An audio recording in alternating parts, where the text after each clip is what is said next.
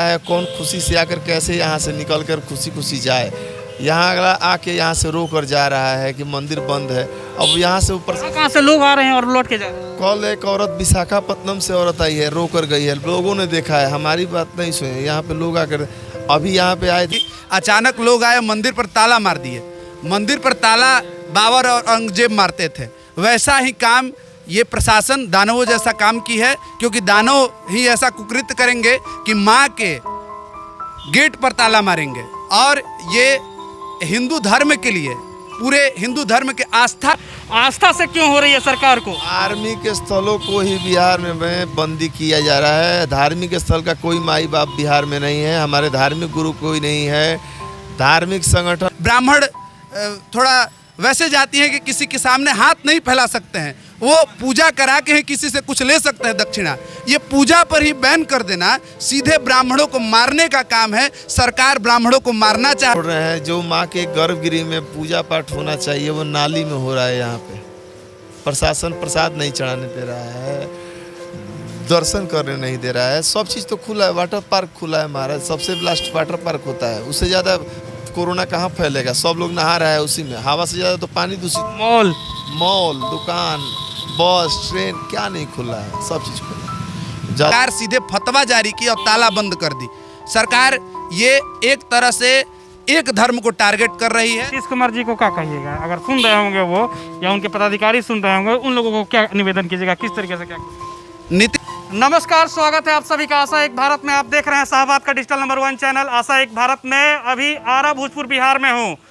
माँ आरण्य देवी के नाम से पूरा भोजपुर जाना जाता है, पूरे देश में विख्यात माँ आरण्य देवी के आशीर्वाद के बिना कोई भी जग पार नहीं होता है, ये कहा जाता है। दूसरी तरफ बात करें, 51 शक्तिपीठों में से एक पीठ आरा भोजपुर बिहार में है, जिसका नाम है माँ आरण्य देवी।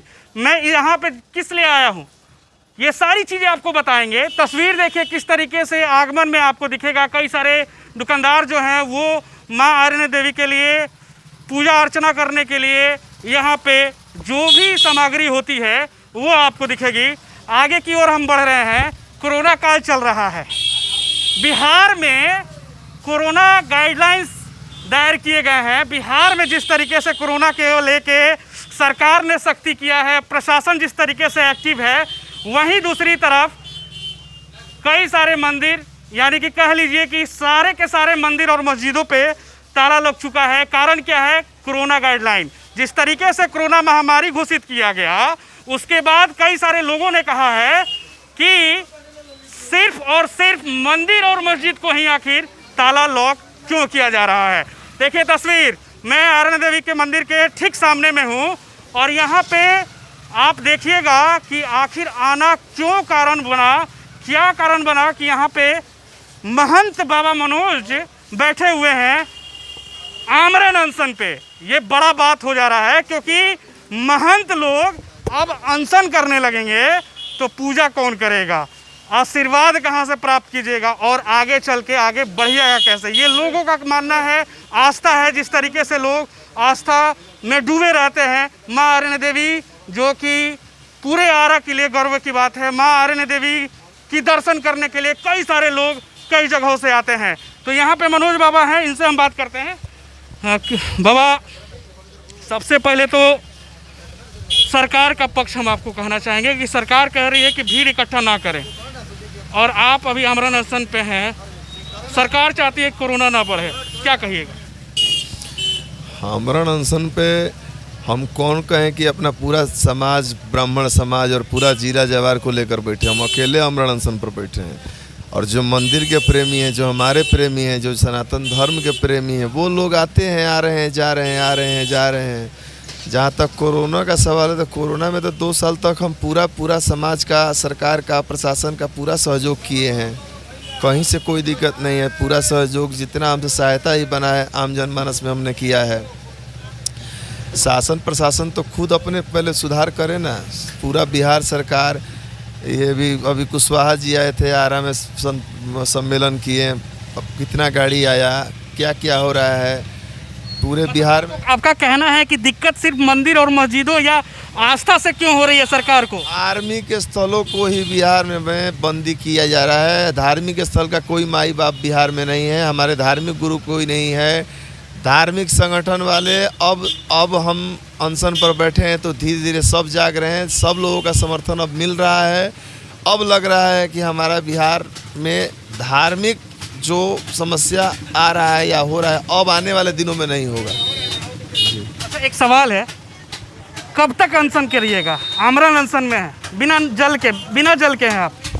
जी, बिना जल के हैं। बिना जल बिना अन्न के कब तक? दूसरा दिन है आपका? दूसरा दिन। कब तक ऐसे रहिएगा? जिंदा रहेंगे जब तक हम कर सके, जब तक चल सके। कई राजनीतिक पार्टियों ने सोशल मीडिया से आपको सपोर्ट किया है, चाहे वो बीजेपी हो, जदयू हो, आरजेडी हो, माले हो, या कई सारे राजनीतिक पार्टी कर रहे हैं। उन राजनीतिक पार्टियों से आप क्या कहना चाहिएगा?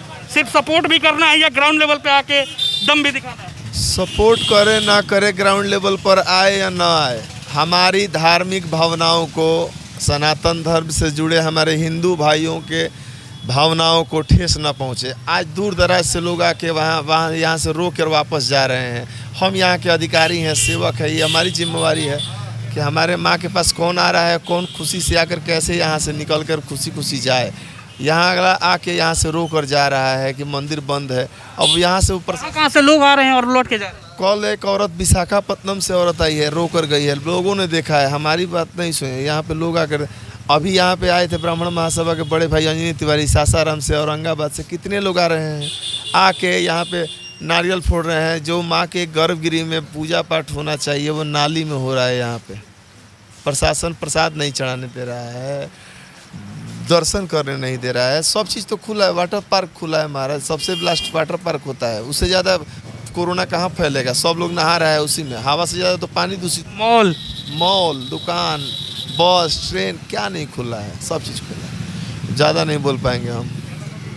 देखिए, ये फास्टिंग में है, हम इनसे ज़्यादा नहीं बात करेंगे।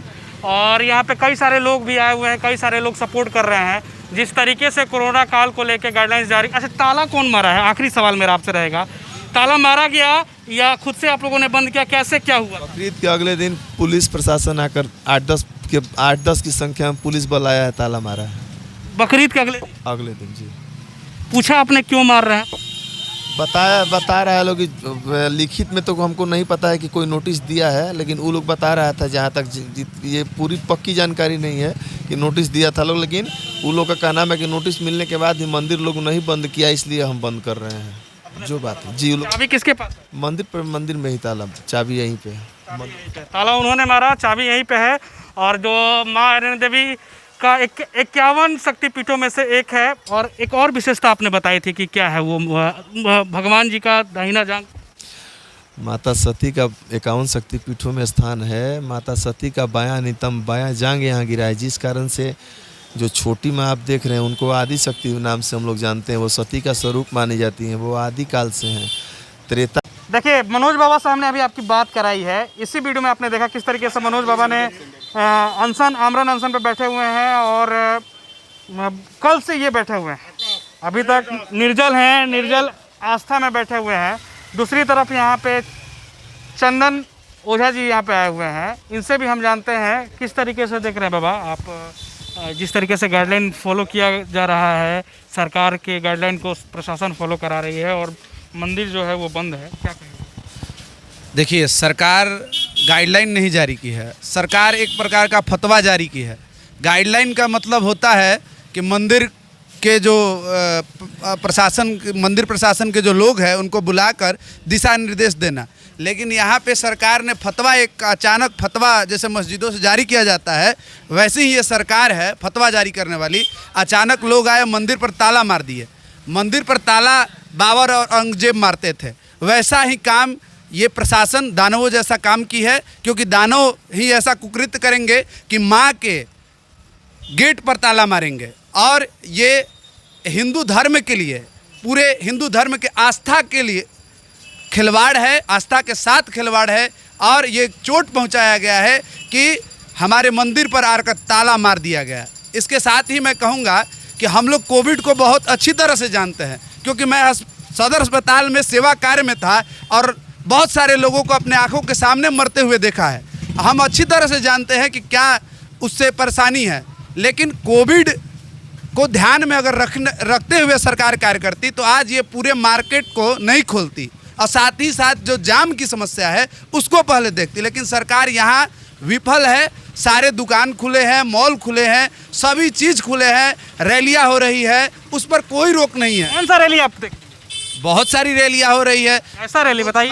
लोजपा, जदयू के उपेंद्र कुशवाहा घूम रहे हैं, लोजपा के चिराग पासवान घूम रहे हैं और अनेकों प्रकार की जो छोटी मोटी पार्टियां सब जगह रैली। भाजपा लेकिन नहीं घूम रही है। भाजपा का भी काम नहीं लिया आपने। कार्यक्रम हो रहा है, लेकिन यहाँ पर सबसे बड़ा मुद्दा है कि ये सब वो लोग कर सकते हैं, लेकिन मंदिर में सबसे बड़ा परेशानी क्या है कि एक मंदिर से 20 लोगों की जीविका है। यहाँ पे आपने दिखाया होगा कि दुकान भी बंद है, साथ ही दुकानदारों की भी यही जीविका है इस मंदिर से। बहुत सारे मंदिर है, ये एक मंदिर नहीं है, पूरे बिहार के मंदिरों के जो वहाँ ब्राह्मण पूजा पाठ करते हैं उनकी जीविकापार्जन कैसे चलेगी। मस्जिदों में क्या है कि वो लोग अनुदान देते हैं, लेकिन मंदिर को 1 रुपया अनुदान नहीं देते हैं और इस कारण ब्राह्मण की जीविका कैसे चलेगी। यहाँ जो पूजा पाठ करते हैं वो कैसे जिएंगे। और ये सावन का महीना, इसमें रुद्राभिषेक होता है, पूजा होता है, उससे ब्राह्मणों की दक्षिणा मिलती है, उसी से जीविका चलती है। ब्राह्मण थोड़ा वैसे जाती हैं कि किसी के सामने हाथ नहीं फैला सकते हैं, वो पूजा करा के ही किसी से कुछ ले सकते हैं दक्षिणा। ये पूजा पर ही बैन कर देना सीधे ब्राह्मणों को मारने का काम है। सरकार ब्राह्मणों को मारना चाहती है, सरकार हिंदू धर्म को नष्ट करना चाहती है, क्योंकि जब हिंदू धर्म है, ब्राह्मण है, तभी हिंदू धर्म है। जब पूजा पाठ होगा तभी हिंदू धर्म बचेगा, जब मंदिर रहेगा तभी हिंदू धर्म बचेगा। तो ये हिंदू धर्म पर घात किया गया है शासन प्रशासन द्वारा, सरकार द्वारा। और इसी के साथ मैं कहना चाहूँगा कि सरकार फतवा ना जारी करे, गाइडलाइन दे, 2 घंटा मंदिर खुले, सुबह 2 घंटा, शाम 2 घंटा, जिससे कुछ भी जीविकापार्जन के लिए जितने भी मंदिर है, कुछ भी ब्राह्मणों को, पुजारियों के, वहाँ के महंतों को कुछ भी उनकी जीविकापार्जन के लिए आ जाए। मैं यही कहूँगा सरकार से, नहीं तो सरकार अनुदान जारी करे। सरकार का गाइडलाइन कैसा देखते हैं, सरकार का बिहेवियर कैसा देखते हैं? सरकार, बिहार सरकार जो है, नीतीश कुमार जो है, वो कोरोना का गाइडलाइन कितना फॉलो करवा पा रही है, ज़मीनी स्तर पे किस तरीके से देख रहे हैं, और मंदिर जिस तरीके से ताला मारा गया है उसको आप किस तरीके से बता दिया आपने, लेकिन ज़मीनी स्तर पे किस तरीके से? देखिए, ज़मीनी स्तर पर सरकार पूरी तरह विफल है। क्यों विफल है? विफल है कि सरकार का कोई भी क्या है, पब्लिक रिलेशनशिप, सरकार और आम जनमानस का संबंध एकदम नहीं है। और सरकार केवल कागजों पर कार्य करती है, चाहे वो हॉस्पिटल के कार्य हो, चाहे जो भी कार्य हो, सरकार केवल कागजों पर कार्य करती है और परेशान करने के लिए मंदिर को टारगेट करती है। ये वोट बैंक की राजनीति करने के लिए कि हम मंदिरों को बंद करवाए हैं, ये वोट बैंक की राजनीति कर रही है सरकार। ये सरकार हम आपने कहीं दिया कि सरकार जो है वो सारे संस्थानों को बंद करा रही है, सिर्फ मंदिर को ही नहीं, हर एक धर्म के जितने भी ये हैं पूजा स्थल हैं उनको बंद कराई है। बता रहे हैं हम, अभी ऐसा कोई नहीं है कि प्रत्येक धर्म को बंद करा रही है। हमने बकरीद का, मेरे पास वीडियो भी है, बकरीद का मस्जिदों में नमाज पढ़ते मैंने देखा है और बहुत सारे जगहों पर मैंने कार्य होते हुए देखा है। सरकार एक तरफा हिंदू मंदिरों को टारगेट कर रही है और जोर ज़बरदस्ती करके, क्योंकि सरकार हम लोगों से आके निवेदन करती, हम लोग भी कोविड का जानते हैं, उसको ध्यान में रखते हुए हम लोग उनका पालन करते नियम का, लेकिन सरकार सीधे फतवा जारी की और ताला बंद कर दी। सरकार ये एक तरह से एक धर्म को टारगेट कर रही है। नीतीश कुमार जी को क्या कहिएगा, अगर सुन रहे होंगे वो या उनके पदाधिकारी सुन रहे होंगे, उन लोगों को क्या निवेदन कीजिएगा, किस तरीके से क्या कुछ? नीतीश कुमार से हम यही कहेंगे कि वोट बैंक की राजनीति बंद कीजिए और आम जनमानस की आवाज़ को सुनिए। आज ये पुजारी, ये दुकानदारों की आवाज़ को सुनिए। नीतीश कुमार जी सब आपकी तरह नहीं है। यहाँ लोग एक दिन भाजपा के नेता ने कह दिया कि कुर्सी कुमार है। हाँ, वो सही में कुर्सी कुमार है, क्योंकि वो कुर्सी ही, हमेशा कुर्सी के ही लालच में रहते हैं। जनता को क्या है हाल, वो उनको कोई जानकारी लेना जरूरी ही नहीं समझते हैं। वो कुर्सी डगमगा जाएगा, कुर्सी जरूर डगमगाएगा, क्योंकि ये पूरे बिहार में ये आरण्य देवी की धरती है। आरण्य देवी के द्वार से स्टार्ट हुआ है, अब पूरे बिहार में ये जागृति आएगी और लोग जागेंगे और कुर्सी कुमार की कुर्सी डगमगाएगी। चलिए देखिए, खबर यहीं तक। आप देख रहे थे आशा एक भारत, मां आरण्य देवी को प्रणाम करते हुए, उनका आशीर्वाद लेते हुए हम इस एपिसोड को यहीं पे कंप्लीट करते हैं। आपका प्यार समर्थन लगातार मिल रहा है, इसके लिए आप सभी का शुक्रिया।